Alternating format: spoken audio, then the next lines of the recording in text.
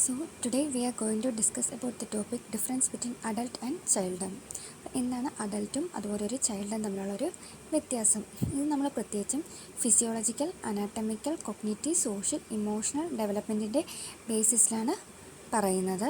അപ്പം first is anatomical and physiological difference വെച്ച് പറഞ്ഞാൽ മെയിനായിട്ട് അതിൽ കുറച്ച് കാര്യങ്ങൾ പറയുന്നുണ്ട്. First one is large body surface area. കുട്ടികൾക്കാണെങ്കിൽ ബോഡി സർഫസ് ഏരിയ അഡൽട്ടിനെക്കാട്ടിലും കൂടുതലായിരിക്കും.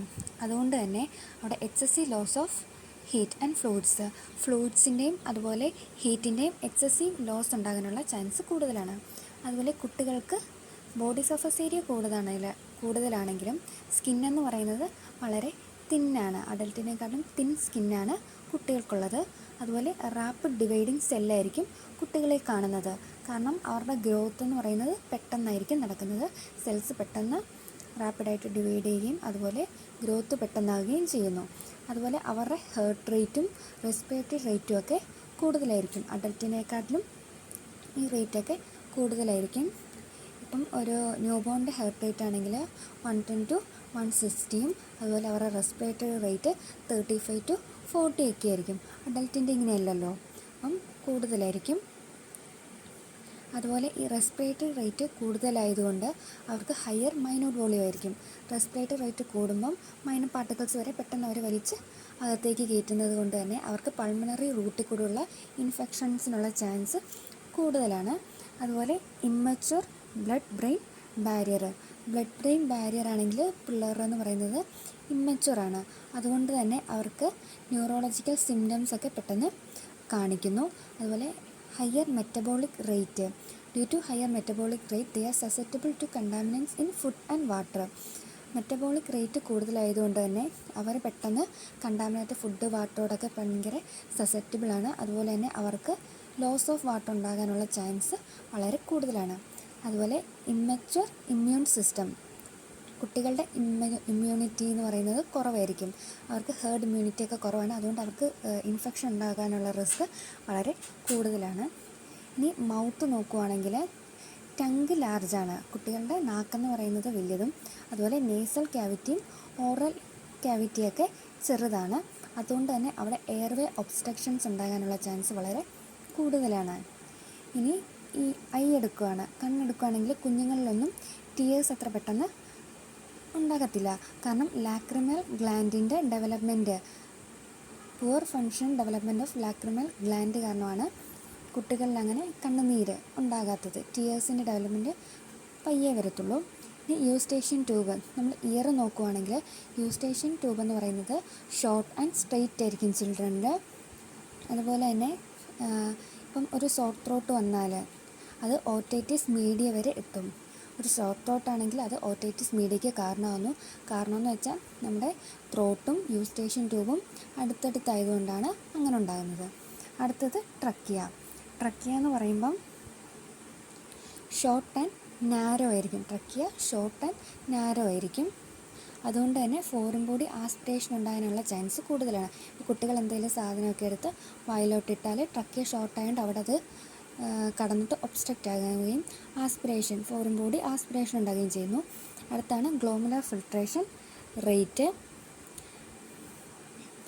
ന്യൂ ബോണിലാണ് യൂറിൻ്റെ കോൺസെൻട്രേഷൻ 800 മില്ലി ഓസ്മോലാരിറ്റി പെർ ലിറ്ററും അഡൽട്ടിലാണെങ്കിൽ 1400 GFRും ട്യൂബുലർ ഫങ്ഷൻസ് ഒക്കെ കുറവായിരിക്കും. കാരണം എന്ന് വെച്ചാൽ കിഡ്നിയിലുള്ള ബ്ലഡ് സപ്ലൈ കുറവായതുകൊണ്ട് GFRൻ്റെ റേറ്റ്, ട്യൂബുലർ ഫങ്ഷൻസ് ഒക്കെ പിള്ളേരിൽ കുറവായിരിക്കും അഡൽട്ടിനേക്കാളും.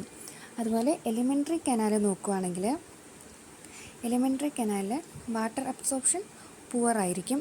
അതുകൊണ്ട് തന്നെ ചൈൽഡിലാണെങ്കിൽ ഫീക്കസ് വാട്ടറി ആയിട്ടായിരിക്കും കൂടുതലും കാണുക. അഡൽട്ടിൽ സോളിഡ് ഫോം ആണെങ്കിൽ കുഞ്ഞു കുട്ടികളിൽ കൂടുതൽ വാട്ടറി ഫോമിലായിരിക്കും കാണുക. അടുത്തതാണ് ഹെപ്പാറ്റിക് ഫങ്ഷനിങ്. ലിവർ ഇമ്മച്വറാണ്. അതുകൊണ്ട് തന്നെ അവിടെ albumin, clotting factor, vitamin K ഇവയുടെയൊക്കെ പ്രൊഡക്ഷൻ കുറവായിരിക്കും. സെൻട്രൽ നെർവസ് സിസ്റ്റം എടുത്ത് നോക്കിയാൽ 90% ബ്രെയിൻ ഗ്രോത്ത് എന്ന് പറയുന്നത് 2 വയസ്സൊക്കെ ആകുമ്പോൾ 90% ബ്രെയിൻ ഗ്രോത്ത് നടന്നിരിക്കും. ബട്ട് റെറ്റിനയുടെയൊക്കെ നെർവ് എൻഡിങ്സ് പൂർലി ഡെവലപ്ഡാണ്. അതുകൊണ്ടൊരു ബ്ലർനെസ്, കളർലെസ് ഫീലിംഗ് ഒക്കെ തോന്നും. നമ്മൾ ഇത്രയും നേരം anatomical and physiological difference of അഡൽട്ടും ചൈൽഡുമാണ് നോക്കിയത്.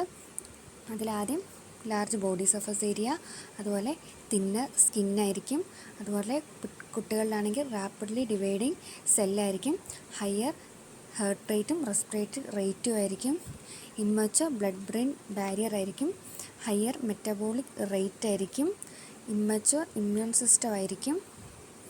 മൗത്തിൽ പറഞ്ഞു ടങ്ക് വലുതാണ്, അതുകൊണ്ട് തന്നെ നേസൽ ക്യാവിറ്റി ചെറുതായതുകൊണ്ട് എയർവേ ഒബ്സ്ട്രക്ഷൻ ഉണ്ടാകാൻ ചാൻസ് ഉണ്ട്. അതിൽ നമ്മൾ പറഞ്ഞു ടിയേഴ്സ് പതിയെ വരത്തുള്ളൂ, കാരണം ലാക്രിമൽ ഗ്ലാൻഡിൻ്റെ ഡെവലപ്മെൻറ്റ് പതിയെ ആകുന്നുണ്ട്. യൂസ്റ്റേഷ്യൻ ട്യൂബ് ചെവിയിൽ ഓട്ടിറ്റിസ് മീഡിയ വരെ ഉണ്ടാകാൻ ചാൻസ് ഉണ്ട്, ഒരു ത്രോട്ട് കാരണം ഇത് ഷോർട്ട് ആൻഡ് സ്ട്രെയിറ്റ് ആയതുകൊണ്ട് ഇത് തമ്മിൽ അടുത്തിരിക്കുന്നതുകൊണ്ട്. ട്രക്കിയ പറയുമ്പോഴത്തേക്കും ഷോർട്ട് ആൻഡ് നാരോ ഉണ്ട്, അതുകൊണ്ട് ഫോറിൻ ബോഡി ആസ്പിറേഷൻ ഉണ്ടാകാം. ഗ്ലോമലർ ഫിൽട്രേഷൻ റേറ്റ് എന്ന് പറയുമ്പോഴത്തേക്കും കിഡ്നിയുടെ ബ്ലഡ് സപ്ലൈ കുറവായതുകൊണ്ട് GFR ട്യൂബുലർ ഫങ്ഷൻസ് ഒക്കെ കുറവായിരിക്കും. എലിമെൻ്ററി കനാൽ എന്ന് പറയുമ്പോൾ വാട്ടർ അബ്സോർപ്ഷൻ പുവറാണ്, അതുകൊണ്ട് തന്നെ ഫീക്കസ് എന്ന് പറയുന്ന വാട്ടറി ആയിട്ടായിരിക്കും കാണുക. ഹെപ്പാറ്റിക് ഫങ്ഷൻ എന്ന് പറയുമ്പോഴത്തേക്കും ലിവർ ഇമ്മച്ചുറാണ്, അതുകൊണ്ട് തന്നെ ആൽബുമിൻ, ക്ലോട്ടിൻ ഫാക്ടർ, വൈറ്റമിൻ്റെ ഒക്കെ പ്രൊഡക്ഷൻ കുറവായിരിക്കും. സെൻട്രൽ നെർവസ് സിസ്റ്റം എന്ന് പറയുമ്പോഴത്തേക്കും കുട്ടികളിൽ 90% ഓഫ് ബ്രെയിനും 2 വയസ്സൊക്കെ ആകുമ്പോൾ ഉണ്ടാകും, പക്ഷേ റെറ്റിനയുടെ നെർവ് എൻഡിങ്സിൽ പൂർലി ഡെവലപ്ഡ് ആയിരിക്കും. അത് കാരണം ബ്ലർനെസ്, കളർലെസ് ഫീലിംഗ് ഒക്കെ കുറച്ച് നാളത്തേക്ക് തോന്നും. അടുത്ത് നമ്മൾ സൈക്കോ സോഷ്യൽ ഡിഫറൻസ് ആണ്. കുട്ടികളും അഡൽട്ടും തമ്മിൽ എന്താണ് സൈക്കോ സോഷ്യലായിട്ടുള്ള ഡിഫറൻസ് വരിക, അത് എറിക് എറിക്സൺ ആണ് പറഞ്ഞിരിക്കുന്നത്. അപ്പം ഒരു ആദ്യം ചിൽഡ്രൻ പിന്നെ അഡൽട്ടിൻ്റെ കാര്യം നോക്കുന്നത്. ഇൻഫൻസി എന്ന് പറയുമ്പോഴത്തേക്കും ട്രസ്റ്റ് വേഴ്സസ് മിസ്ട്രസ്റ്റ് എന്ന് പറയുമ്പോൾ എന്താ, ഇപ്പോൾ ഒരു കുഞ്ഞ് കരയുവാണെങ്കിൽ അമ്മ പാല് കൊടുക്കും, കുഞ്ഞ് കരഞ്ഞ അമ്മ പാല് കൊടുക്കും എന്ന് കുഞ്ഞിനൊരു ട്രസ്റ്റ് വരുന്നു. ഇനി കുഞ്ഞ് കരഞ്ഞു പക്ഷെ അമ്മ പാലൊന്നും കൊടുത്തില്ലെങ്കിൽ കുഞ്ഞിന് ഒരു മിസ്ട്രസ്റ്റ് വന്നു, ഇനി കുഞ്ഞ് കരഞ്ഞാലും അമ്മ എന്തായാലും പാലൊന്നും തരാൻ പോകുന്നില്ല, അങ്ങനൊരു ഫീലിംഗ് കുട്ടിക്ക് വരുന്നു. അതുപോലെ ടോഡ്ലറിനാണെങ്കിൽ autonomy versus shame and doubt, അവർ സ്വന്തമായിട്ട് ഓരോ കാര്യങ്ങൾ ചെയ്യാൻ നോക്കും. ഓട്ടോണോമി എന്ന് പറയുമ്പോഴത്തേക്കും അവർ സ്വന്തമായിട്ട് ഇപ്പം ചെരുപ്പൊക്കെ ഇടാനായിട്ട് നോക്കും. അപ്പം ചിലപ്പോൾ അവർ തലതിരിഞ്ഞൊക്കെ ആയിരിക്കും ചെരുപ്പിടുക. അപ്പം നമ്മളതിനെ അയ്യേ എന്തായെന്ന് പറഞ്ഞ് കളിയാക്കുവാണെങ്കിൽ പിന്നെ പിള്ളേർക്കൊരു ഷെയിമാകും, അവർ ചെയ്യുന്ന തെറ്റായിരിക്കും. അതുകൊണ്ട് അവരങ്ങനെ സ്വന്തമായിട്ടൊന്നും ചെയ്യാനായിട്ട് നോക്കത്തില്ല. അടുത്തതാണ് പ്രീ സ്കൂളറിൽ ഇനീഷ്യേറ്റീവ് വേഴ്സസ് ഗിൽറ്റ്. അതെന്ന് പറയുമ്പം കുട്ടികൾ കൂടുതലും ഇനീഷ്യേറ്റീവ്സ് എടുത്ത് കാര്യങ്ങൾ ചെയ്യാൻ നോക്കും. സ്കൂൾ ഏജ് എന്ന് പറയുമ്പോൾ ഇൻഡസ്ട്രി വേഴ്സസ് ഇൻഫീരിയോറിറ്റി, അവർക്ക് എല്ലാത്തിലും ഒന്നാമതാകണം, അങ്ങനൊരു ചിന്തയായിരിക്കും. അഡോളസൻസ് എന്ന് പറയുമ്പോൾ ഐഡൻറ്റിറ്റി വേഴ്സസ് റോൾ കൺഫ്യൂഷൻ. അഡോളസൻസിൽ അവരെന്താണ്, അവരെങ്ങനെയാണ്, അവരവരുടെ ഐഡൻറ്റിറ്റീനെ ഇതാക്കാൻ നോക്കിയാണ്. ഇപ്പം നമ്മൾ അവരെന്തെങ്കിലും കുറ്റമൊക്കെ പറഞ്ഞാൽ അവരത് ആ കാലഘട്ടത്തിൽ നമ്മൾ അവരെ എന്തെങ്കിലുമൊക്കെ നിരുത്സാഹപ്പെടുത്തുകയൊക്കെ ചെയ്താൽ അവർക്ക് തന്നെ അവരുടെ ഞാൻ എന്തിനാണ്, എനിക്കൊരു കഴിവില്ലാത്ത ഒരാളാണ്, അങ്ങനെയൊക്കെയുള്ള ചിന്തയിലേക്ക് പോകാൻ ചാൻസ് ഉണ്ട്. അഡൽട്ട് എന്ന് പറയുമ്പം യങ് അഡൽട്ടിൽ ഇൻറ്റിമസി വേഴ്സസ് ഐസൊലേഷൻ, അവർ കൂടുതലും ഇൻറ്റിമസി ആയിരിക്കും ആഗ്രഹിക്കുക. അപ്പം അവർക്ക് ആഗ്രഹിക്കുന്ന സ്നേഹം കിട്ടിയില്ലെങ്കിൽ അവർ ഭയങ്കര ഐസൊലേറ്റ് ആയിട്ട് ഒറ്റപ്പെട്ടു പോകുകയാണ് ചെയ്യുക. ഈ മിഡിൽ അഡൽട്ട് എന്ന് പറയുമ്പോഴത്തേക്കും ജനറേറ്റീവ് വേഴ്സസ് സ്റ്റാഗ്നേഷൻ, അവർ കൂടുതലും റീപ്രൊഡക്റ്റീവ് അങ്ങനൊരു ഇതിലേക്കായിരിക്കും. ഓൾഡ് ഏജ് എന്ന് പറയുമ്പോൾ ഇൻ്റഗ്രേറ്റീവ് വേഴ്സസ് ഡിസ്പെയർ, അവർ സമൂഹത്തെ ഇൻ്റഗ്രേറ്റ് ചെയ്ത് ജീവിക്കാൻ നോക്കുകയാണ്. ഇതൊക്കെയാണ് സൈക്കോ സോഷ്യൽ ഡിഫറൻസ് എന്ന് പറയുന്നത്. അടുത്തതാണ് കൊഗ്നിറ്റീവ് ഡിഫറൻസ്. കൊഗ്നിറ്റീവ് ഡിഫറൻസിനെ പറ്റി പിയാഗെറ്റാണ് പറഞ്ഞേക്കുന്നത്. സെൻസറി മോട്ടോറുണ്ട്, പ്രീ ഓപ്പറേഷണലുണ്ട്, കോൺക്രീറ്റ് ഓപ്പറേഷനുണ്ട്, ഫോർമൽ ഓപ്പറേഷനുണ്ട്. സെൻസറി മോട്ടോർ എന്ന് പറയുന്നത് 0 to 2 ഇയർ ഉള്ള കുട്ടികളിലാണ്.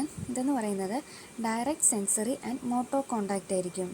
കുട്ടികൾ കൂടുതൽ വേൾഡിനെ പറ്റി എക്സ്പ്ലോർ ചെയ്യുന്നു through direct sensory motor contact വഴി. ഈ കാലഘട്ടത്തിലാണ് ഒബ്ജക്റ്റ് പെർമനൻസും സെപ്പറേഷൻ ആൻസൈറ്റിയൊക്കെ കാണുന്നത്. ഇപ്പോൾ ഒരു കുട്ടിയുടെ മുമ്പിൽ കൊണ്ടുപോയി നമ്മളൊരു കളിപ്പാട്ടം വെച്ചു കളിപ്പിച്ചു, അതെടുത്ത് നമ്മളിങ്ങനെ മാറ്റി വെച്ചാൽ കുട്ടി അത് എന്ത് ചെയ്യുന്നൊക്കെ തപ്പും. അവർ കൂടുതലും എക്സ്പ്ലോർ ചെയ്യുക, അതെന്ത് ചെയ്യും അങ്ങനെയുള്ള കാര്യങ്ങൾ അവർ ഇതാക്കും. അതുപോലെ സെപ്പറേഷൻ ആൻസൈറ്റി, വീട്ടുകാരുടെ നിന്ന് മാറി നിന്നാൽ അവർക്ക് പെട്ടെന്ന് ആൻസൈറ്റി ഉണ്ടാവുകയൊക്കെ ചെയ്യും. അതുപോലെ പ്രീ ഓപ്പറേഷണൽ എന്ന് പറയുമ്പോഴത്തേക്കും child uses symbols to represent object but does not reason logically.